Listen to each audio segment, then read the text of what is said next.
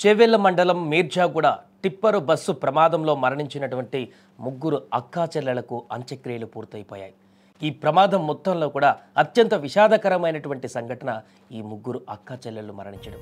Postmortem అనంతరం తాండూరు పరిధి యాలాల్ మండలం పెరకంపల్లిలో చనిపోయినటువంటి తనుష, సాయిప్రియ, నందిని మృతదేహాలకు కుటుంబీకులు అంత్యక్రియలు నిర్వహించారు.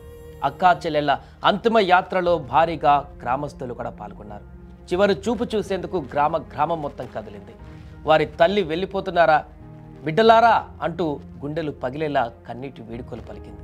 వచ్చిన స్థానికులందరూ కూడా అయ్యో ఎంత పాపం జరిగిందే, ఎంత ఘోరం జరిగిందే అంటూ అక్కడికి వచ్చిన స్థానికులు పెడుతున్నటువంటి ఏడుపులు, ఆర్తనాదాలు ఆ ప్రాంతమంతా కూడా ఒక్కసారిగా విషాద ఛాయగా మార్చేసింది.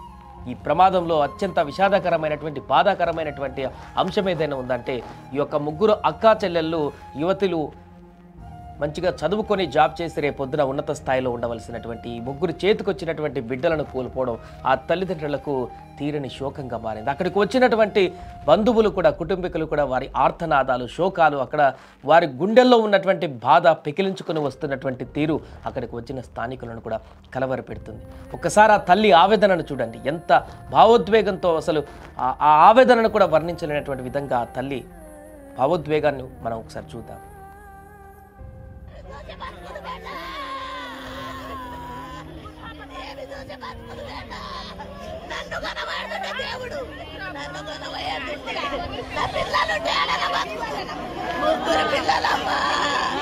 ముగ్గురు పిల్లలమ్మా యాడ దొరుకుతారమ్మా దేవుని గుడికి మన్ను వాసిందా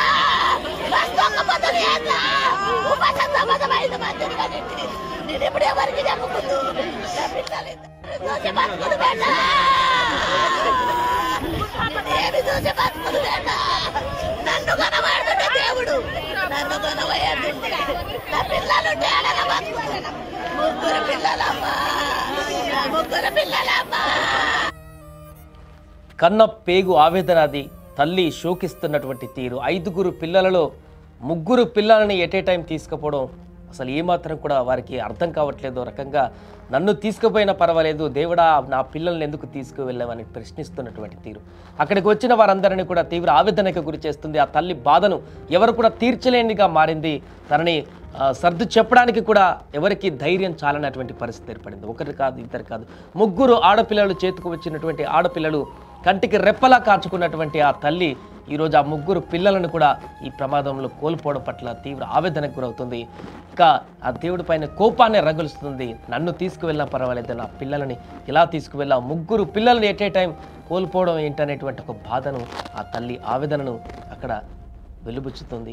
తల్లితో పాటు అక్కడ తండ్రి కూడా తీవ్ర శోకంతో బాధపడుతున్నాడు.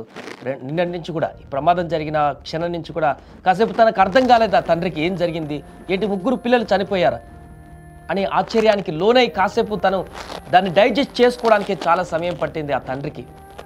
ఆల్రెడీ చెప్పాడంట, ముందు రోజు వెళ్తుంటే అసలు ఇంటికి వస్తున్నామని చెప్పినప్పుడే తల్లి పిలుస్తున్నప్పుడే ఎందుకు చదువుకుంటున్నారు కదా అక్కడ ఉండని, మొన్న వచ్చి వెళ్ళిపోయారుగా, మళ్ళీ ఎందుకు ఇప్పుడే అని చెప్పేసి అన్నా కూడా తల్లి ప్రేమతోటి తను చూడాలి బిడ్డల్ని, చాలా రోజులు అవుతుంది, మరలా ఒక పూట సండే కదా ఒక పూట ఉండి ఇంట్లో అందరితో కలిసిమెలిసి ఉండిపోతారని చెప్పేసి తల్లి రమ్మనాలని చెప్పేసి కోరుకుంటే అప్పుడు వచ్చారు. ఆ తర్వాత సండే నైటే వెళ్ళిపోతా ఉన్నారంట. తల్లి ఇంకొక పూట ఉండండి బిడ్డ, మళ్ళీ రారు కదా, మీరు హైదరాబాద్ సిటీలో ఉంటారు, ఒక పూట ఉండండి అని తల్లి తన పిల్లలతో గడపాలి, కాసేపు ఆనందంతో ఉండాలని చెప్పేసి అనుకున్నటువంటి ఆ యొక్క తీరు నెక్స్ట్ డే బస్సులో వెళ్ళడానికి కారణమైంది. ఉదయాన్నే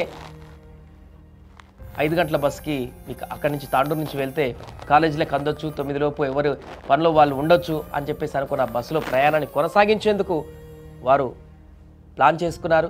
అన్నట్టుగానే తండ్రి అక్కడికి వెళ్ళి బస్సు ఎక్కించాడు.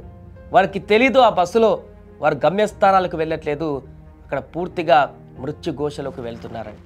ఈ దారుణమైనటువంటి ప్రమాదంలో ఎన్నో శోకాలు, ఎన్నో కథలు, ఎన్నో విషాదాలు ఉన్నాయి. ఇలా చనిపోయినటువంటి వ్యక్తులందరి కుటుంబాల యొక్క పరిస్థితి, వారి యొక్క ఆవేదన, వారి యొక్క నేపథ్యం చూస్తే గుండె తలుక్కుపోతుంది. నిన్న అక్కడికి వచ్చినట్టు రిపోర్ట్ చేయడానికి వచ్చినటువంటి చాలామంది రిపోర్టర్స్ కూడా కన్నీళ్లు పెట్టుకున్నారంటే పరిస్థితి అర్థం చేసుకోవచ్చు. గుండె తరుక్కుపోతుంది. ఆ విజువల్స్ మేము చూసినప్పుడు కూడా మా గుండె కూడా పగిలిపోయేటువంటి పరిస్థితి ఏర్పడింది. తప్పదు, చెప్పాల్సి వస్తుంది వార్తని.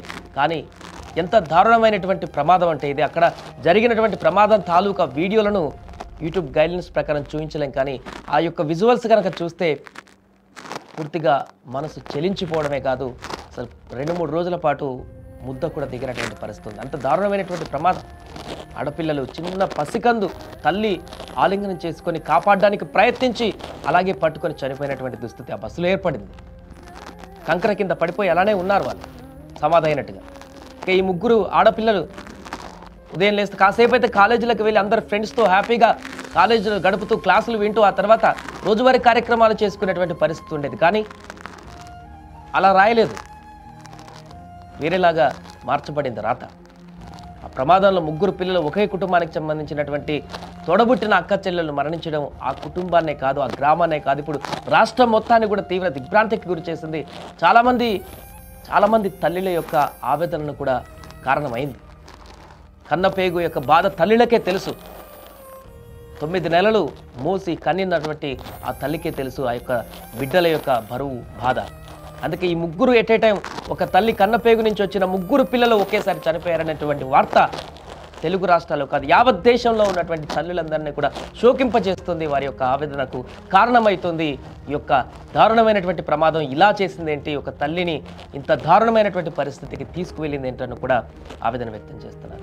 ఏదేమైనా కూడా మొత్తానికి అంత్యక్రియలు కూడా పూర్తయిపోయి అక్కడ తీవ్రమైనటువంటి భావోద్వేగంతో కన్నీటి పర్యాంతంతో తుది వీడుకోలు పలికారు అక్కడికి వచ్చిన వాళ్ళంతా కూడా.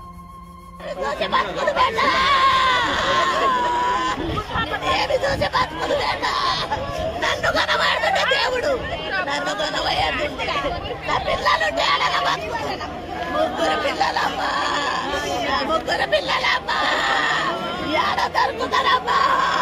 దేవుని గుడికి మన్ను వాసిందా?